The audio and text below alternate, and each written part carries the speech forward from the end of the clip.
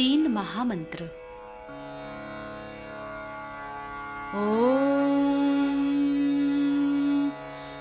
त्वमेव साक्षात् श्री महालक्ष्मी महासरस्वती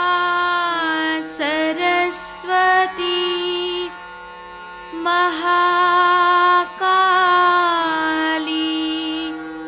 त्रिगुणात्मिका कुंडलिनी साक्षात् श्री आदिशक्ति माताजी श्री निर्मला देव्यै नमो नमः। ॐ त्वमेव साक्षात् श्री कल्की साक्षात् श्री आदिशक्ति माताजी श्री निर्मला देव्यै नमो नमः। ॐ त्वमेव साक्षात् श्री कल्की साक्षात् श्री सहस्रार स्वामिनी मोक्षप्रदायिनी माताजी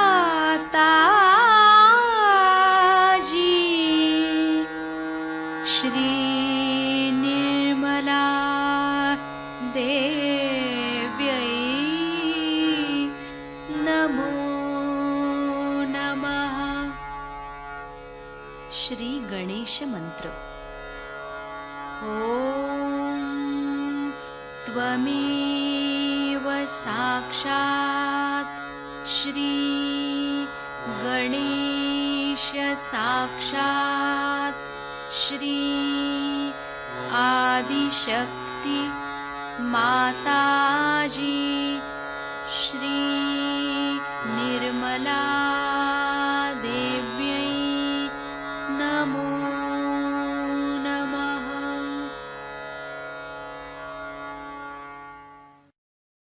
जय श्री माता जी। दोनों हाथ माँ के सामने, हृदय में श्री माता जी को देखेंगे। परम पूजनीय श्री माता जी, कृपा करके हम सभी के हृदय में अपना स्थान ग्रहण कीजिए। बार बार श्री माता जी को हृदय में आवाहन करेंगे। श्री माता जी, कृपा करके हम सभी के हृदय में अपना स्थान ग्रहण कीजिए। श्री माता जी, हम सबको क्षमा कर दीजिए, हम सभी अज्ञानी हैं। संपूर्ण चित्त बीचों बीच हृदय में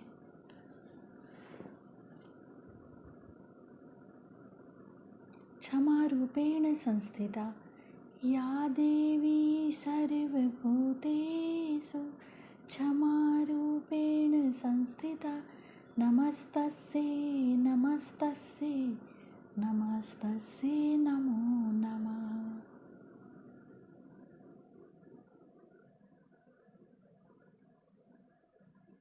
धीरे धीरे अपने संपूर्ण चित्त को दोनों हाथों पे अपने चित्त में श्री माता जी को हमेशा रखेंगे।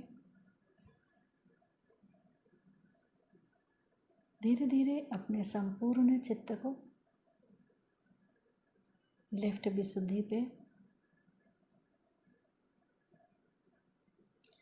बाह्य विशुद्धि पे संपूर्ण चित्त। श्री माता जी, आपकी परम कृपा में मैं केवल एक शुद्ध आत्मा हूँ। श्री माता जी, आपकी परम कृपा में मैं केवल एक शुद्ध आत्मा हूँ, इसीलिए मैं दोषी नहीं हूँ। श्री माता जी, मैं बिल्कुल भी दोषी नहीं हूँ। श्री माता जी, मैं बिल्कुल भी दोषी नहीं हूँ।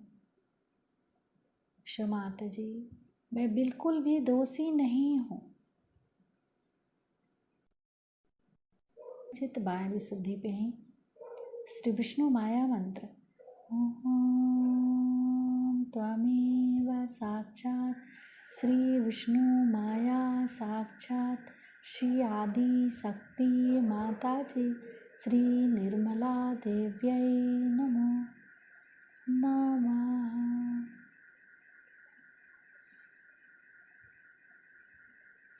बाह्य विशुद्धि पर अपने चित्त को क्लॉकवाइज घुमाएंगे।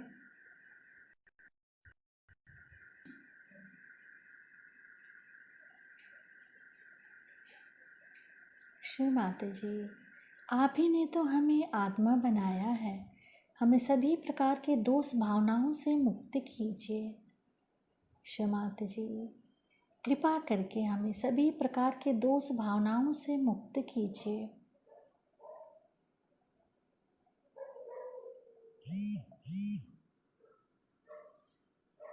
धीरे धीरे अपने संपूर्ण चित्त को लेफ्ट आज्ञा,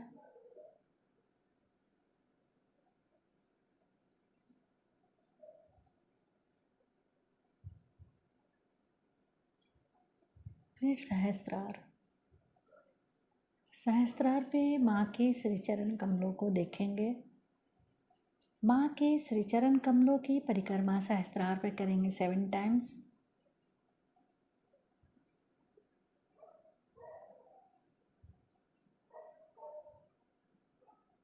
श्री माता जी, कृपा करके हमें निर्विचार कर दीजिए। दिल्ली वालों में जितना प्यार भरेगा उतना ही कल्याण का मार्ग बनने वाला है। प्रेम के प्रति उदासीन होने वाले लोग सहयोग में बढ़ नहीं सकते। हम दूसरों को कितना प्यार दे सकते हैं, इसकी पूरी कल्पना अभी आपको नहीं है, क्योंकि हमारे अंदर प्यार का सागर बसा हुआ है और उसकी झलक मात्र भी हमने अभी तक देखी नहीं कि हम कितने प्यार से ओतप्रोत हैं। परमात्मा ने भी हमें बनाया सो अपने प्यार में ही बनाया है, और जिस चैतन्य को आप जानते हैं और जिस ब्रह्म को आप महसूस करते हैं, ये ब्रह्म भी उनका प्यार ही है। प्यार ही सत्य है। जो मनुष्य किसी से प्यार करता है या स्त्री किसी बच्चे से प्यार करती है, पति से प्यार करती है, तो वो उसके बारे में सब कुछ जान जाती, तो भी वो बाह्यता जानना हो जाता है। लेकिन आप जब चैतन्य से किसी को जानते हैं तो उसके बारे में आप सब कुछ एक साथ जान सकते हैं। इसको आपने प्रत्यक्ष में अनुभव किया है। आप खुद जानते हैं कि आप अपने उंगलियों पर इस चैतन्य को भी जान सकते हैं, अपने को भी जान सकते हैं और दूसरों को भी जान सकते हैं। लेकिन अभी तक ये हमारे अंदर आस्था नहीं आई कि ये चैतन्य प्यार है, परमात्मा का प्यार है। ये प्यार की शक्ति है। शक्ति का अर्थ तो हम लोग हमेशा विध्वंस से लगाते हैं, किसी की घृणा से लगाते हैं, लेकिन परमात्मा का जो प्यार है वो जब हमारे अंदर उतरता है तो पूरी तरह से हमें शांतिमय बना देता है। जिसको कि अंग्रेजी में कहते हैं रिलैक्स्ड, किसी भी तरह की हिंसक भावना हमारे अंदर आ ही नहीं सकती, किसी तरह का भी आतताई एग्रेसिवनेस आ ही नहीं सकती। और जब एग्रेशन अवतरणों ने किया भी तो वो इसलिए कि वो शांति के विरोधक थे, वो प्रेम के विरोधक थे, वो द्वेषपूर्ण थे, राक्षसी थे। आज संसार में सब दूर आसुरी विद्या फैल गई। कृष्ण ने बताया था कि आसुरी विद्या जब फैलती तो बहुत जोर में पकड़ लेती। इसकी वजह क्या हो सकती है, ये सोचना चाहिए। आसुरी विद्या जल्दी फैलती है और सहयोग धीरे धीरे क्यों फैलता है। सोचना चाहिए कि जो इतनी अच्छी चीज़ है, जो सर्वोत्तम चीज़ है, वो धीरे धीरे फैलती है, और जो गंदी चीज़ें हैं वो इतने जल्दी क्यों फैल जाती। इसकी वजह यह है कि जब मनुष्य की चेतना बढ़ती है तो वो उल्टी तरफ बढ़ती है। ऐसे भी श्री कृष्ण ने ये भी बात कही है कि अधोगति पर जाती। ये पेड़ का जो मूल है वो आपके मस्तिष्क में है, तो इस ब्रेन की ओर जाने का क्या मार्ग है, ऊर्ध्व गति की ओर जाने का क्या मार्ग है। आप तो जानते हैं कि कुंडलिनी के जागरण से आपका जो चित्त है वो ऊर्ध्व गति को प्राप्त होता है। पर अगर आप ऊर्ध्व गति की ओर जा रहे हैं और बार बार आप अधोगति की ओर उतर आते हैं तो इस बंदर कूदी में आप कहाँ पहुँच पाइएगा। जैसे स्कूल में पढ़ाया जाता है कि एक आदमी था, उसने 4 दिन काम किया, फिर वो भाग गया। फिर दूसरा एक आदमी आया, उसने 2 दिन उस काम को तोड़ा, फिर वो भाग गया। फिर उसके बाद तीसरा आदमी आया। तो ऐसी हालत में वो काम पूरा कैसे हो सकता है। आज बनाया कल तोड़ा,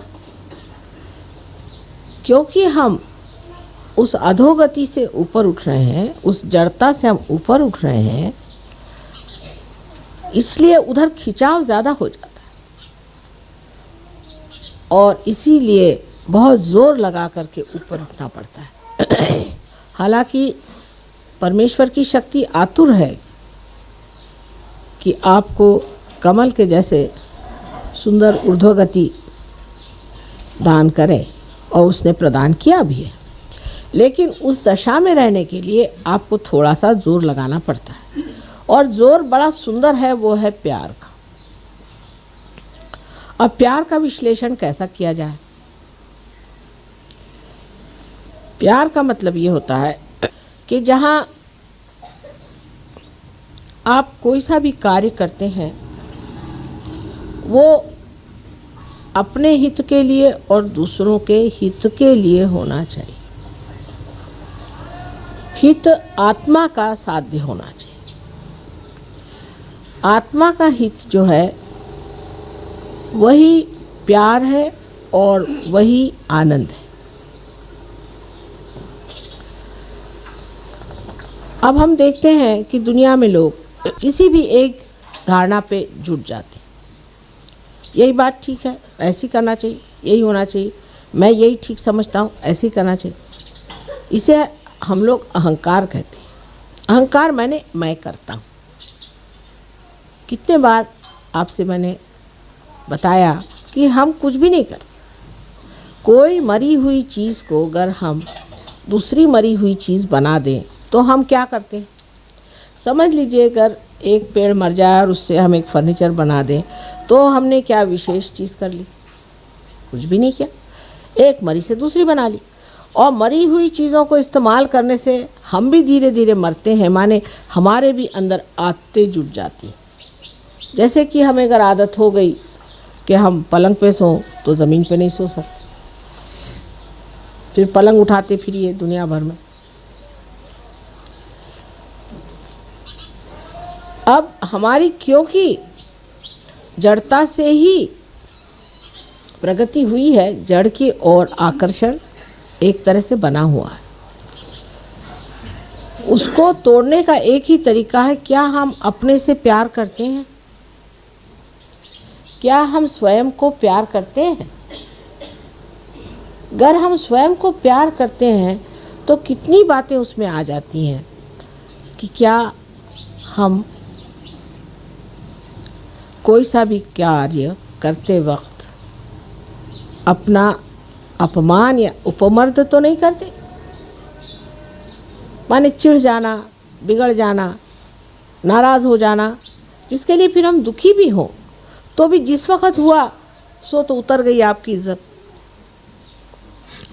दूसरी बात, अगर हम अपने से प्यार करते हैं तो हमारे अंदर एक तरह की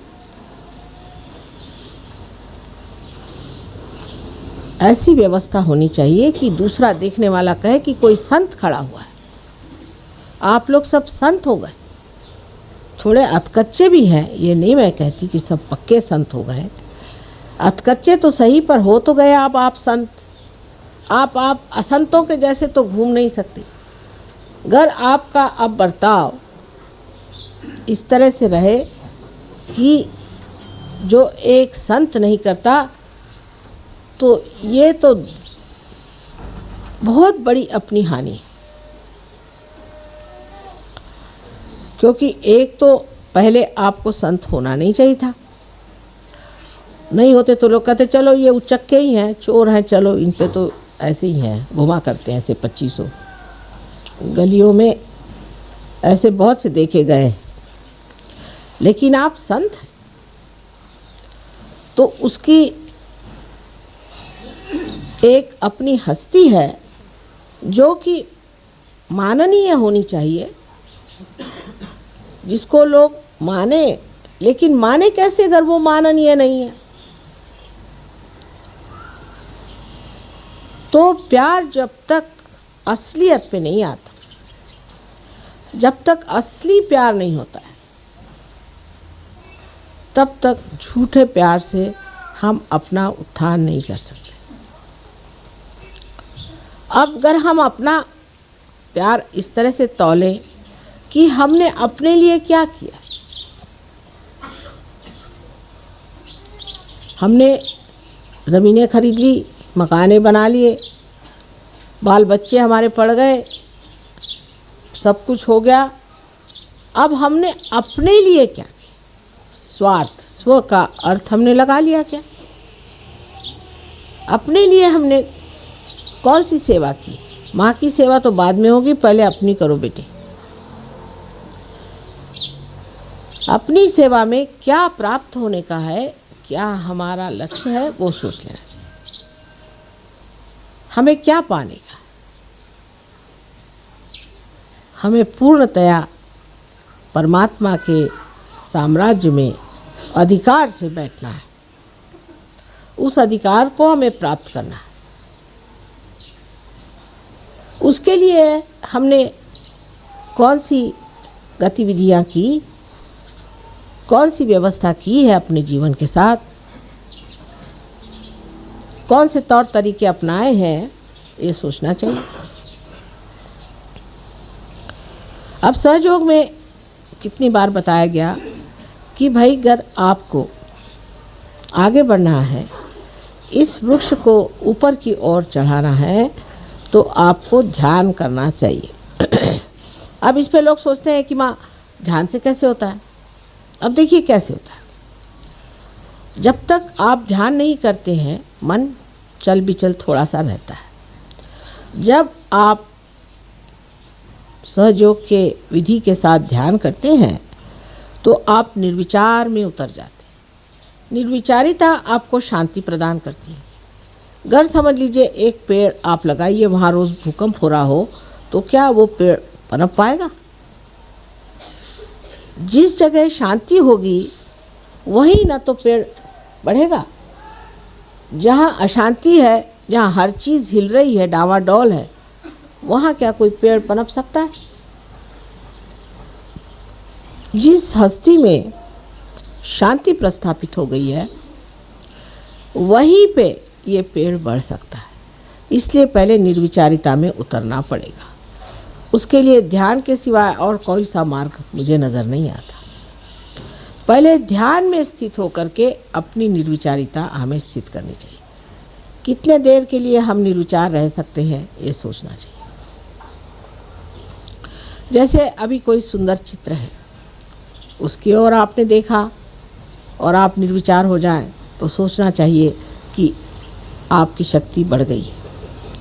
किसी भी चित्र के ओर देखने के बाद आप में अगर ऐसी भावना आए कि ये चित्र अगर मुझे मिल जाए तो कैसा होगा, इसको कहाँ से खरीदना चाहिए, ये कितने का है, ये किसने बनाया, माने अगर विचारधाराएं शुरू हुई तो ये समझ लेना चाहिए कि हमने इस चित्र से प्यार करना शुरू कर दिया है, अपने से नहीं।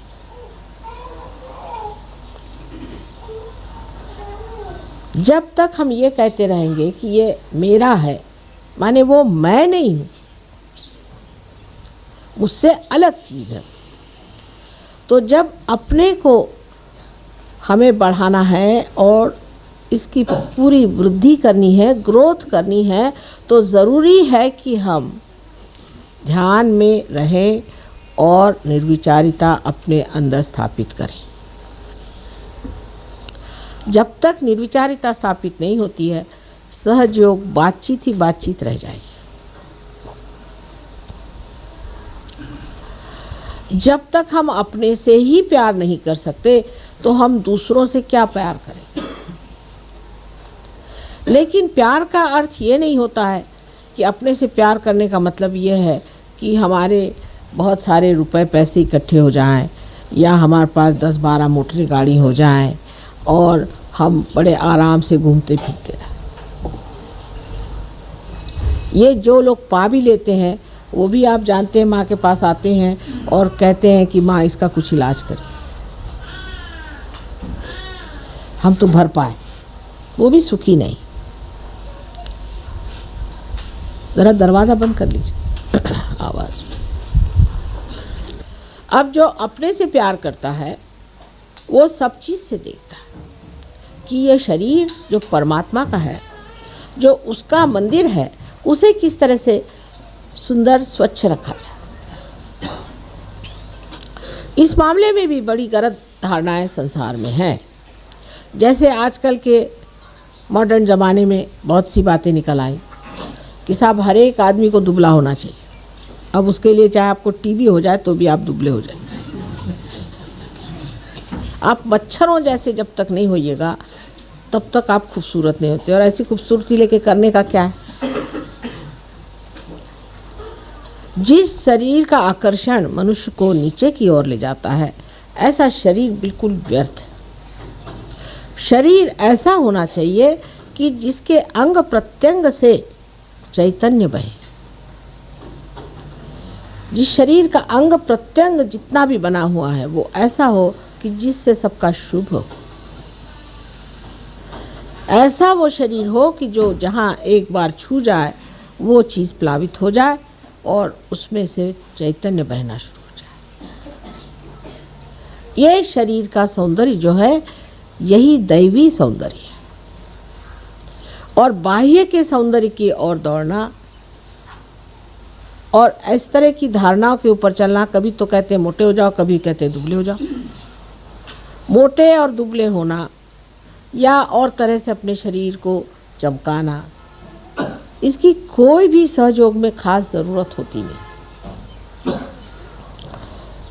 कि लोग बहुत सारे ये सोचते हैं कि 10 बार नहाने से तंदुरुस्ती अच्छी होती है। कोई लोग ये सोचते हैं कि बदन पे हर तरह के लेपन लगाने से शरीर अच्छा होता है। इसकी आपको कोई ज़रूरत नहीं है। स्वयं आपके अंदर ये सब चीज़ें कार्यान्वित हैं।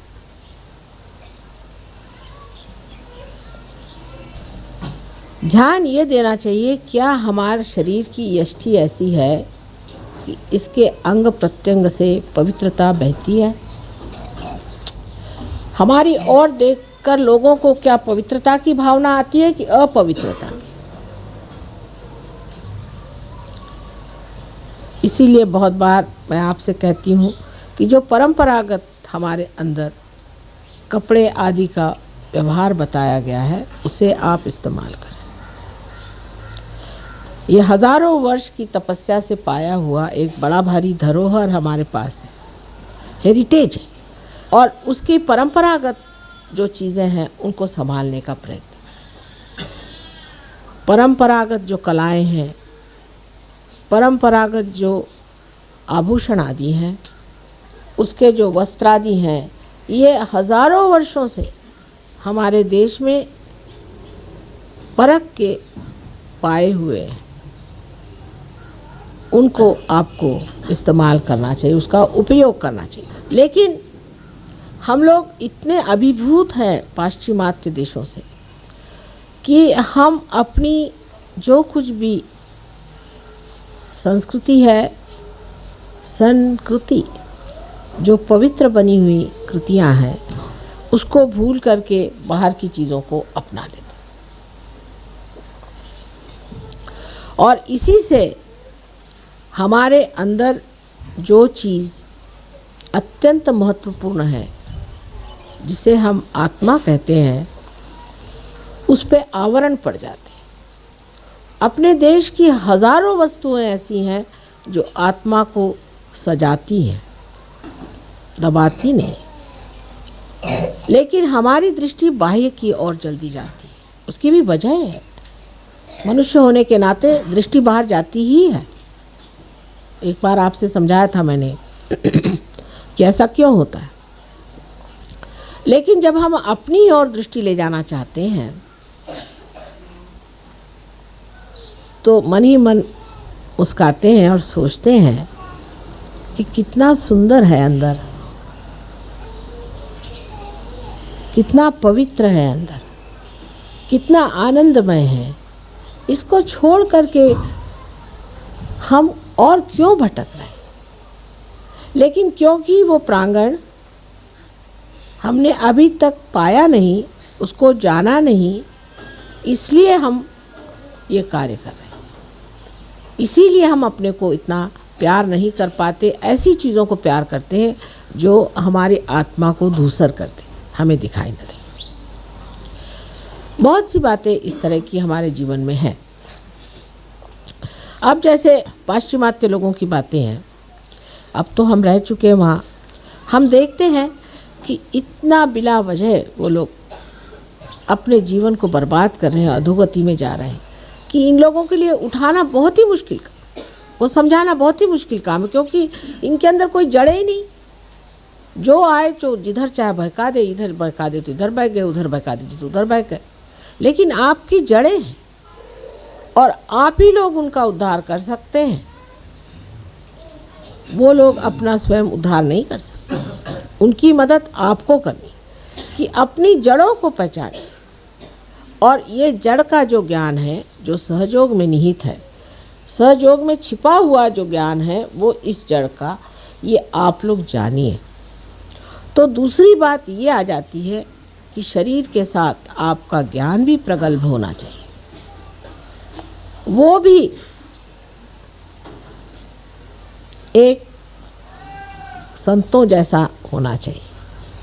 पहले संत लोग कोई यूनिवर्सिटी नहीं गए, कॉलेज नहीं गए, पढ़ते नहीं थे, बहुतों को शायद लिखना पढ़ना भी नहीं आता हो, ऐसे भी संत साधु हो गए हो।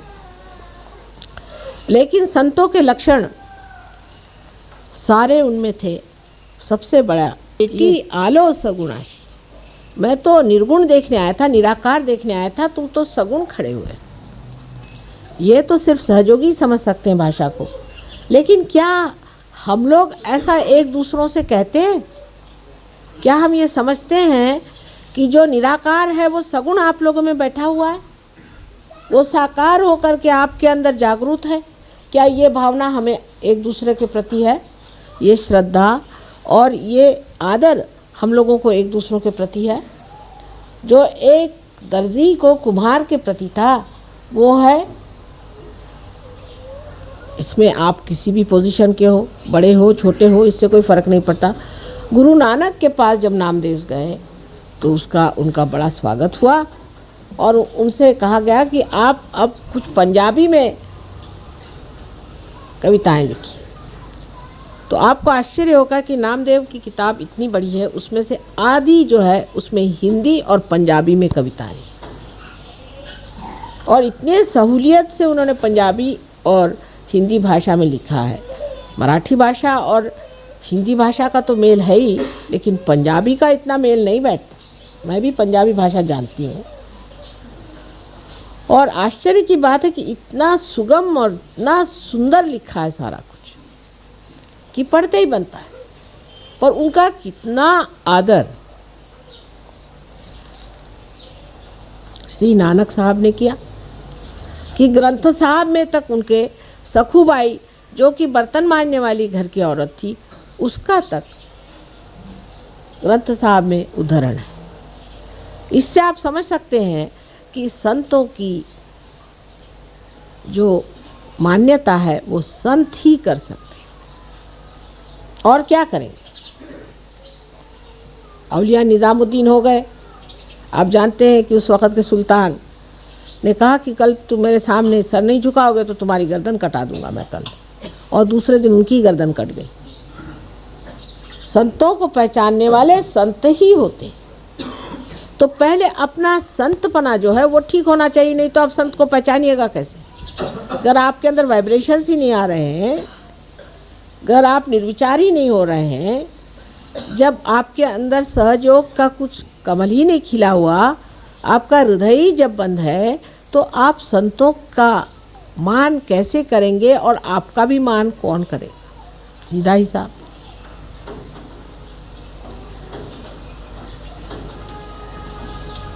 तो संतों का मान जब शुरू होता है तब मनुष्य ये भी सोचता है कि उस मान्यता पे हम आए, और उस मान्यता को पाने के लिए हमें नम्रतापूर्वक ध्यान करना चाहिए। यहाँ बातों के और लेक्चरों से तो काम होने नहीं वाला, हम सहयोगी करके भी नहीं होने वाला, सर्टिफिकेट लगाने से भी नहीं होने वाला। आप कितनी भी डोनेशन दें नहीं दें कुछ करें, उससे नहीं होने वाला। इसमें जब तक फल नहीं लगेंगे तब तक यही लोग कहेंगे कि हाँ हम जानते हैं ये भी एक है खड़े हुए। ऐसे बहुत देखिए।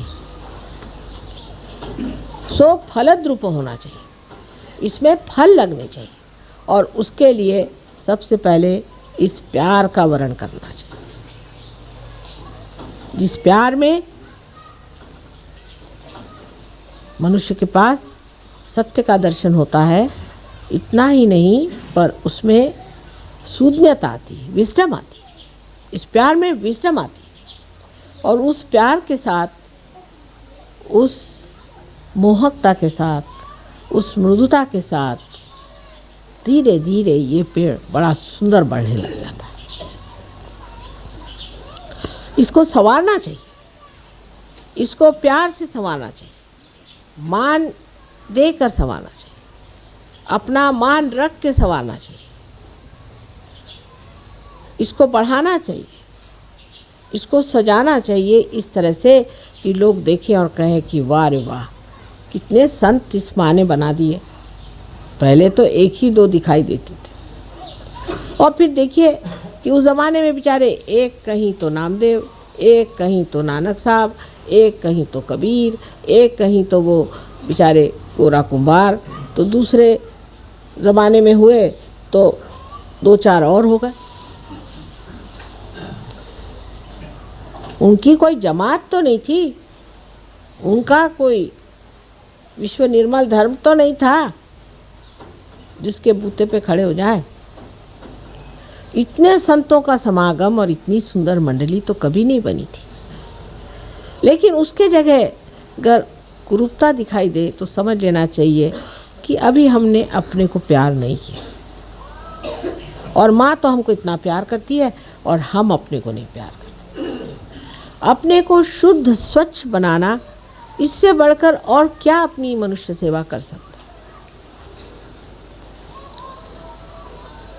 और जितना मनुष्य आपको देखेगा कि आप इतने ऊंचे हस्ती हैं, इतने शरीफ, असलियत में, ज़बानी जमा खर्च में नहीं, तब वो समझेगा कि आप में एक नई जोत जग गई है और वो भी चाहेगा कि हमें भी ये जोत मिल जाए। सहयोग का बढ़ने का एक ही तरीका मैं देखती हूँ कि आपको देखकर लोग कहें कि सहयोग विशेष है। मैं तो रियाद गई थी, वहाँ कह रहा है वो आपके सहयोगी जो है वो तो अजीब आदमी है। मैंने कहा क्यों? वो तो अपनी माँ को इल ट्रीट करते हैं और अपने को सहयोगी कहलाते हैं। तीसरे मिले, वो कह रहे वो क्या सहयोगी हैं, उन्होंने तो हमारी ये चीज़ मार ली, वो अपने को सहयोगी कहलाते हैं। चौथे मिले, कह रहे वो तो लड़ते ही रहते हैं आपस में, वो कहते हैं दोनों सहयोगी हैं मियाँ बीबी। तो पहले इसमें प्रेम का दर्शन होना चाहिए, आपस में प्रेम भाव, दोस्ती। लेकिन चालाकी करना सहयोग में मान्य नहीं। जो चालाक है वो महामूर्ख है मेरे विचार से, तो कि वो अपने ही को धोखा दे रहा है। किसको धोखा दे रहा है भाई? तो वो तो कबीरदास जी ने भी कहा है कि जो इसने जग को ठगा उसने अपने को ठग लिया, बेवकूफ़ी है वो। तो अपने ही साथ चालाकी क्या करने की? अपने साथ तो कम से कम सच्चाई रखनी चाहिए कि भाई मैं अपने को क्यों ठग रहा हूँ, मैं अपनी सुंदरता को क्यों घटा रहा हूँ। जो भी आपका अंदर है वो बाहर दिखाई देने लग जाएगा। धीरे धीरे आप देखेंगे कि आप सौम्य स्वरूप, आकर्षक, मोहक, इस तरह के एक विशेष रूप के योगी संत हो जाए।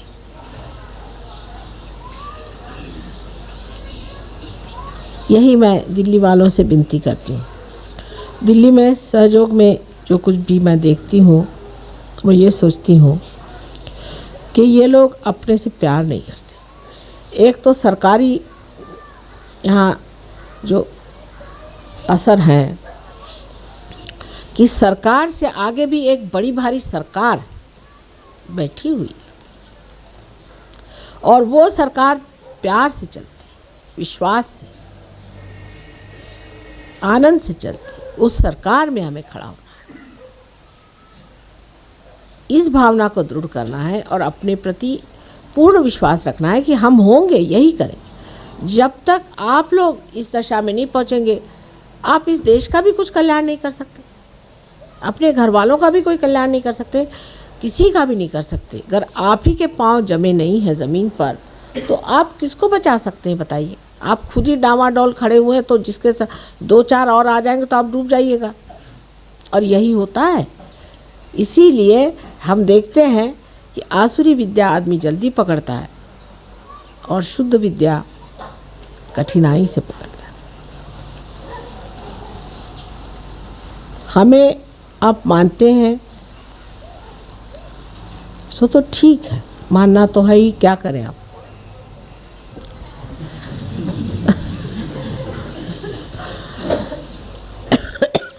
लेकिन मानने का अर्थ ये नहीं होना चाहिए कि हमने माँ के पैर छू लिए, माँ को हार पहना दिए, माँ को फूल दे दिया। नहीं, मेरे गले के हार बनना चाहिए आपको बनना चाहिए, हार को नहीं। आप मेरे गले के हार बनिए, आप मेरी शोभा बने, तब मैं कहूँ कि आप मुझे मानते।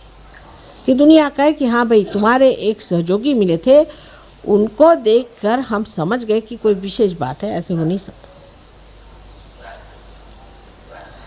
जैसे हमारे पति ये सोचते थे शुरू से ही कि तुम तो हो अवलिया, तुम्हारे जैसा और कोई हो नहीं सकता। वो ये विश्वास पूर्ण उनको था, कभी हो ही नहीं सकता, तुम कुछ कर लो, सर मार लो, कभी नहीं हो सकता। और जो जैसे हैं वैसे रहेंगे, कोई बदल नहीं सकता। लेकिन जब उन्होंने देखा कि इतने लोग बदल गए तो कह भाई अब मेरे से बेईमानी नहीं हो सकती, बस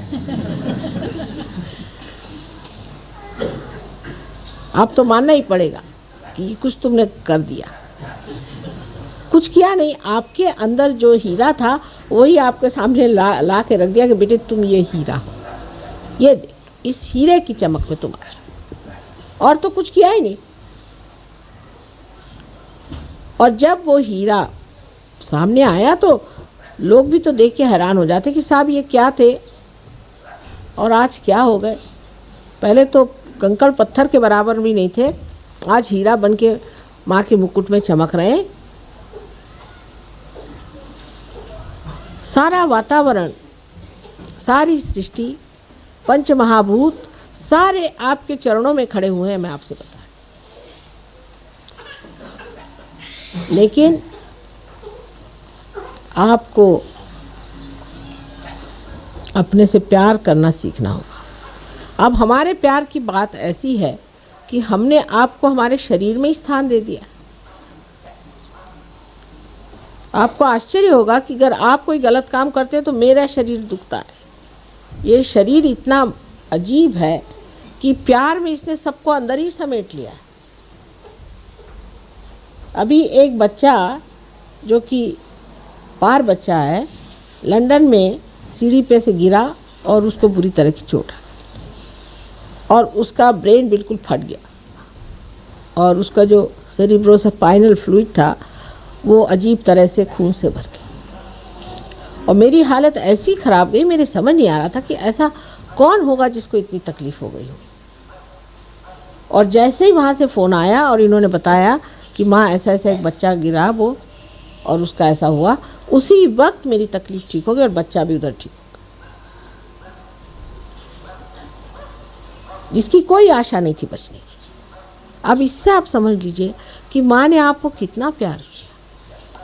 जैसे भी आप हैं, आपको अपने शरीर में ले लिया। थोड़ी तकलीफ़ ही होगी ना, कोई हर्ज नहीं, तो मेरे शरीर में लेने से आपकी रक्षा तो होती ही रहेगी और आपका संगोपन हो जाएगा और पूरी तरह से आपको हम प्लावित कर सकेंगे, नरिश कर सकेंगे। जैसे कि माँ अपने पेट में बच्चे को रख लेती है, गर्भ में रख के, और उसको कितने प्यार से रखती है, इसी तरह से हमने आपको हमारे शरीर में संचारित कर दिया। जो अपने को सहयोगी समझता है उसको समझना चाहिए कि मेरा स्थान माँ के सिर्फ हृदय में नहीं है, लेकिन उसके शरीर में बहने वाले खून में, और सारे शरीर भर मैं दौड़ रहा हूँ। तो मुझे कैसा होना चाहिए जिससे मेरी माँ को तकलीफ़ न हो, और अगर मुझे तकलीफ़ नहीं हुई तो सारे संसार की भी तकलीफ़ दूर हो जाएगी। ऐसी भावना करके आप अपने से प्यार करिए, फिर दूसरों से तो अपने ही आप प्यार हो जाएगा, उसको कहने की ज़रूरत नहीं। पहले अपने से प्यार करिए। जो भी कार्य करते हैं वो एक डिग्निफाइड तरीके से अपने को एक उच्छृंखल फ्रिवलस लोगों जैसे या किसी ढोंगी हिपोक्रिट जैसे कोई सा भी कार्य नहीं होना। बहुत से लोग हैं वो बहुत बन के ऐसे दिखाते हैं जैसे कि बहुत बड़े सहयोगी हैं, लेकिन कुंडलिनी तो वहीं पे जमी हुई है। कुछ लोग हैं बकबकते रहते हैं। सहयोग के बारे में आपने क्या जाना, जो ज्ञान प्रगल्भ होना है। सो मैंने ऐसा सोचा है कि यहाँ पर एक क्लास होना चाहिए जिसमें औरतें भी और आदमी भी समझे कि सहयोग क्या है, इसका ज्ञान क्या है, इसके चक्रों को जानना। बहुत से लोग मैंने देखा एडवेंट खरीदते हैं जैसे कोई धर्म पुस्तक हो, और ख़रीद के उस पर सुंदर मखमल का वो चढ़ा के उसकी रोज़ पूजा करते। अब अखंड जैसे वो होता है रामायण पाठ, या वो अखंड और क्या होता है आपका ग्रंथ साहब, ऐसे वो अखंड ना करें, इतना ही मैं मांगती हूँ। क्योंकि पढ़े जा रहे हैं, एक उंगली रखी फिर दूसरा, उसने उंगली रखी फिर वो पढ़ते जा रहा, खोपड़ी में कुछ भी नहीं जा रहा। जानना चाहिए कि सहयोग क्या है। आप लोगों को खड़ा होना चाहिए। आप सबको मेरे जैसे भाषण देना आना चाहिए, मेरे जैसे समझाना आना चाहिए। सहयोग क्या है, एक शिक्षा है, इसे सीखना चाहिए। अभ्यास, जो कि श्री कृष्ण ने कहा कि अभ्यास है, अभ्यास करना। चीज़ क्या है? सहयोगी हम हैं, अब हम सहयोगी हो गए। लोग कहेंगे भाई ये क्या होता है? अब पता नहीं, कुछ तो होता ही है।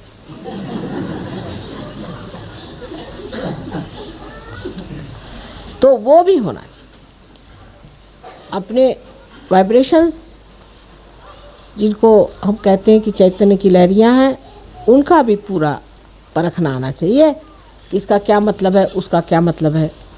कितनी बातें गुह्य से गुह्यतर हमने आपको बता दी, और कहना चाहिए गुह्य से गुह्यतर गुह्यतम हमने आपको बता दी, सारी चीज़ें आपको बता दी, लेकिन हम लोग उसे जानना ही नहीं चाहेंगे। तो क्या हमारा लेक्चर सुना, ध्यान लगा लिए, बस हो गया? ऐसे थोड़ी, खोपड़ी में जाना चाहिए, उसका रिकॉर्डिंग होना चाहिए। इतना ही नहीं कि उसको फिर से बताना आना चाहिए, तभी वो ज्ञान हुआ।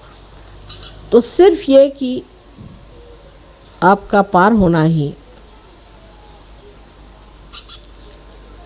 सब कुछ नहीं। अब जो बड़े बड़े साधु संत हो गए, उन्होंने तो ये सब कुछ इतना जाना भी नहीं था बेचारों। अगर जानते होते तो वो भी आपके जैसे जागृति देते रहते। लेकिन अनेक जीवन जो उनके बीते, जिसमें उन्होंने जो कुछ भी सुकृत किया था, जिसके बूते पर वो इतने बड़े संत पद में पैदा हुए, वो सब पूर्व जन्म का पाया हुआ जो कुछ भी है, हजारों वर्षों का ज्ञान, वो उनके आगे स्पष्ट हो गया। लेकिन आपके लिए तो एक ही जन्म में सब कुछ हमने बता दिया। आपको कोई मेहनत भी करनी नहीं पड़ी, ना इतने जन्म जन्मांतर की सुकृत चाहिए, कुछ नहीं चाहिए। ये तो ऐसा ही हुआ कि एक पैसा बैंक में डाल के हजारों रुपए आप ले लीजिए। समझ लीजिए इस बात। उनका जो ज्ञान है वो अनेक जन्म की तपस्या से पाया हो।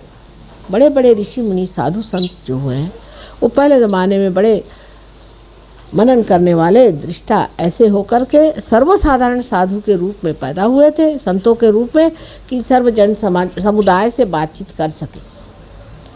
लेकिन हम तो सर्वसामान्य जन समुदाय हैं, सुकृत भी हमारा थोड़ा बहुत होगा ही। तो अब एक ही जन्म में अगर आप सब कुछ जान सकते हैं, सुकृत की भी ज़रूरत नहीं। लोग पूछते भी हैं, उनमें से एक बड़े भारी साधु मुझे कहने लगे कि माँ, हमने तो हजारों वर्ष तपस्या करने पे सब पाया, आपने इनको 1 मिनट में क्यों दे दिया? तो हमने कहा भी देखो, हमारी मर्जी है, मर्जी में आ गया हो गया, हम क्या करें, मर्जी की बात। तुम क्यों जलते हो?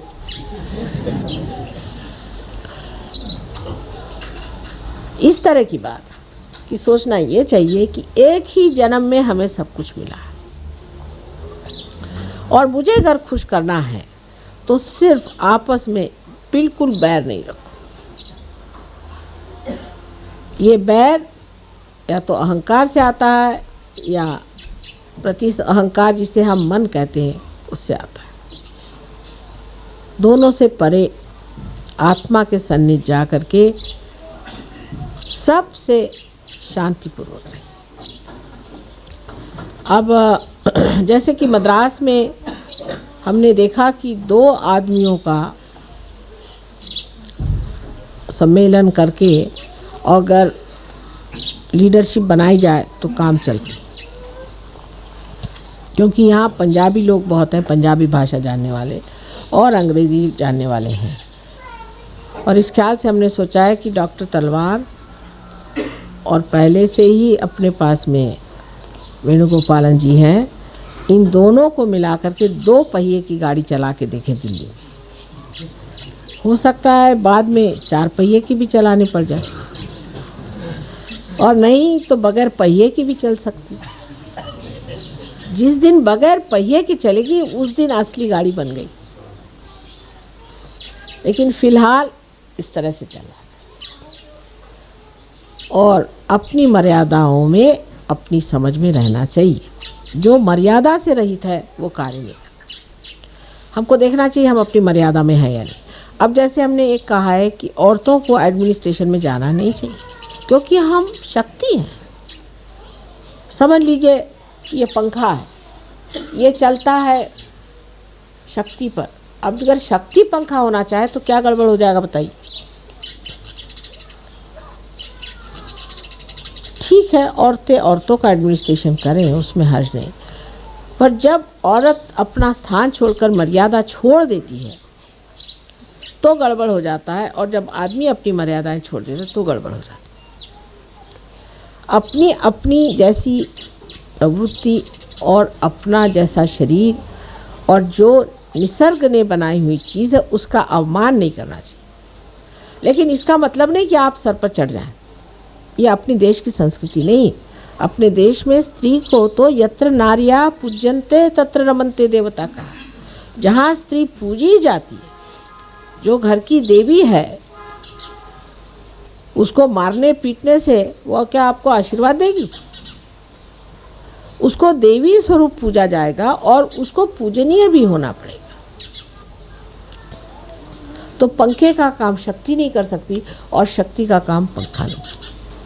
शक्ति को अपने जगह अपने इस गौरव में खड़ा होना चाहिए। आदमियों को ठीक है, पंखा जैसे हिलता है ऐसे हिलने दीजिए, दौड़ने दीजिए, मेहनत करने दीजिए। आप लोग बस खर्चा करिए, ये जो कमाए उसको खर्चा करने में आपको कोई हर्ज नहीं। लेकिन औरतों के जो एक आजकल बीमारी चल पड़ी है कि आदमियों की बराबरी करना। साहब, आप लोगों का दिमाग खराब है, इसलिए आराम से बैठिए। और दूसरा ये कि बराबरी भी जब करनी है तो ये जानना चाहिए कि हम स्त्री स्वरूप, स्त्री का काम है प्यार बढ़ाना, शांति बढ़ाना, सुख देना, आनंद देना। ये शक्तियाँ लेकर के अगर आप करना चाहे कोई सा भी काम, तो आपने अपनी जो हस्ती है, अपना जो व्यक्तित्व है, उसको नहीं मिटाया, लेकिन उसका प्रकाश सारे समाज में फैलाया। और अगर हमारी जैसे आपके पास शक्तियाँ आ जाए तो फिर क्या कहने, फिर तो आप ऐसे ही बैठे बैठे सब कर लेंगे। माने ये कि अब हमको अगर कोई चीज़ पसंद नहीं तो हम किसी से झगड़ा नहीं करते, ऐसा इंतज़ाम कर देते कि वो चीज़ होती ही नहीं अपने आप। तो या तो ऐसी शक्तियाँ आप लोग पा लीजिए, पर शुद्ध शक्ति में रहना चाहिए। अगर आप थोड़ी देर आदमी बन जाए, थोड़ी देर औरत बन जाए तो नहीं होगा।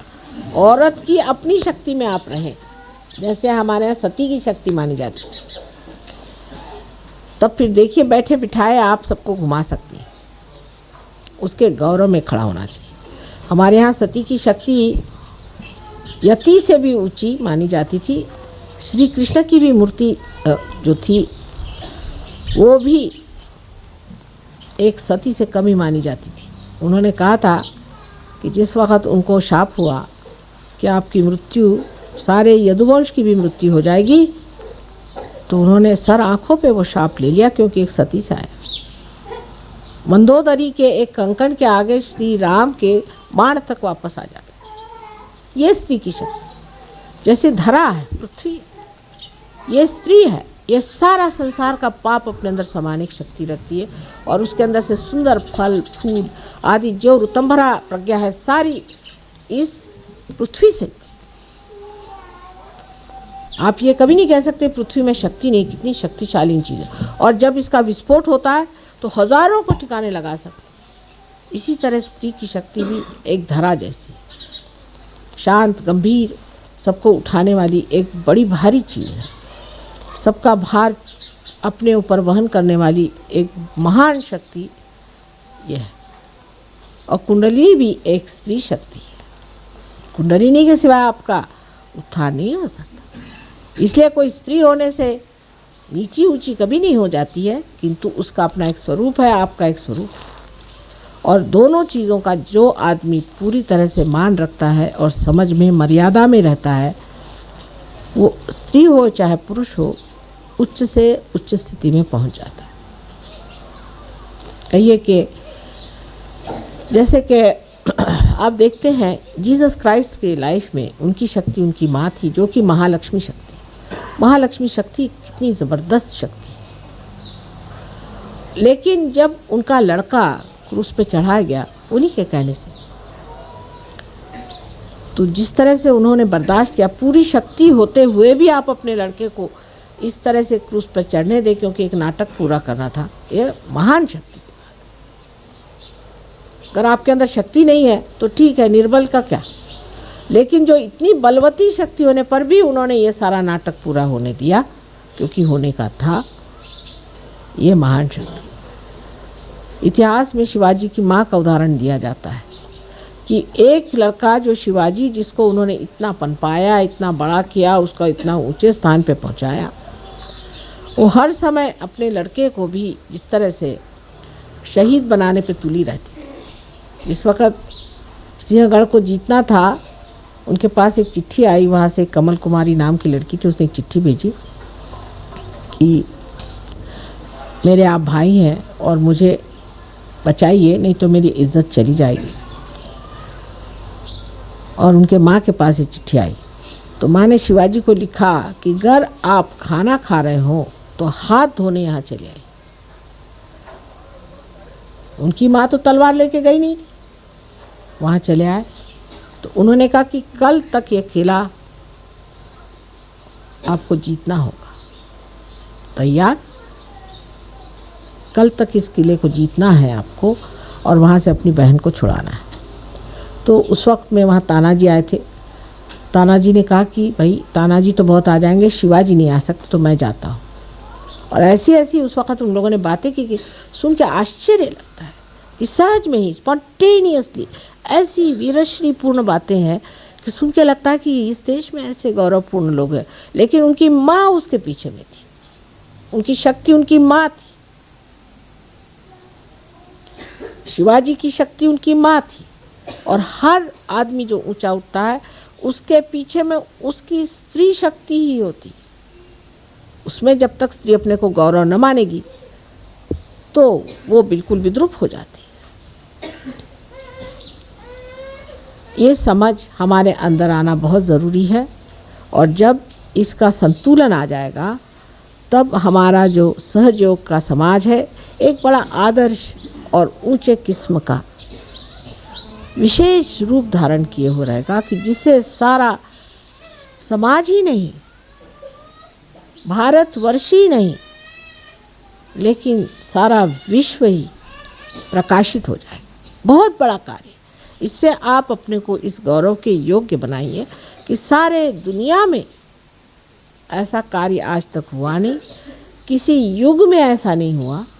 इतना विशेष कार्य आप कर रहे हैं, इतना महान कार्य में आप जुटे हुए हैं, और इस महान कार्य को करने के लिए जो कुछ करना है वो भी महान है, और उसके गौरव के लिए आप लोगों को पूरी तरह से सज्ज होना चाहिए। ये नहीं कि इसमें आफत है, कैसे करें, ध्यान कैसे करें, ऐसे छुटपुट्टे लोगों के लिए सहयोग नहीं है।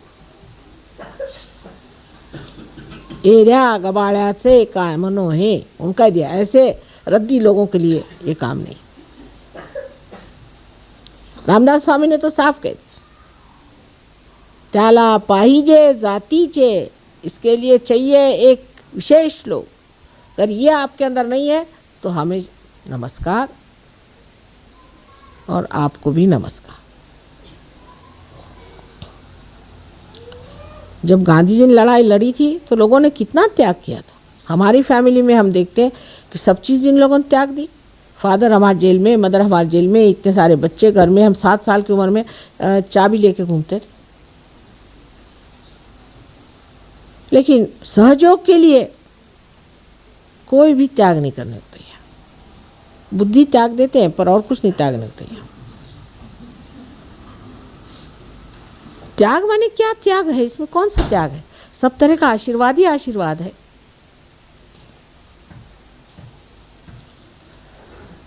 इतने बड़े महान कार्य में तो वाकई में बहुत त्याग करने की ज़रूरत है, बहुत कुछ देने की ज़रूरत है, बहुत अनुदान चाहिए।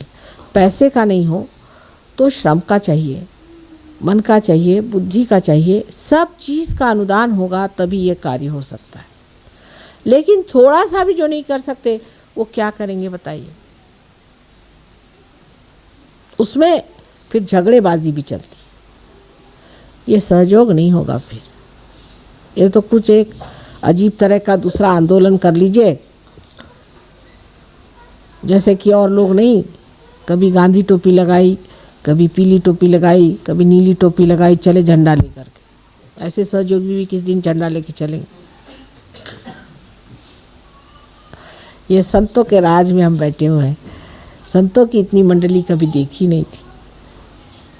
इस संतों के मंडली में जो होना चाहिए, जो विशेष आह्लाददायिनी शक्ति इनकी दिखनी चाहिए, प्रेममयी शक्ति दिखनी चाहिए, इनके मुख पर आनंद की ज्योत जलती दिखनी चाहिए।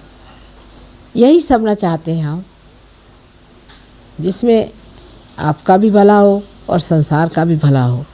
यही एक माँ की इच्छा है कि मेरी सारी शक्तियाँ तुम लोग ले लो। जितना तुम में अंदर गहनता और जितनी तुम्हारे अंदर महानता उभरेगी, उतना सब कुछ आपके अंदर समाते जाएगा अपने आप सहज में। सो एक माँ की जो एक छोटी सी इच्छा है कि जो कुछ हमारा है सब आप प्राप्त करें। कुछ भी आपसे छिपा के नहीं रखा गया, कोई सा भी ज्ञान छिपा के नहीं रखा। धीरे धीरे सब बता दिया है और धीरे धीरे और बता देंगे। लेकिन आज कम से कम इतना तो आपको तय करना चाहिए कि माँ, हम रोज़ ध्यान करके अपनी प्रगति करेंगे।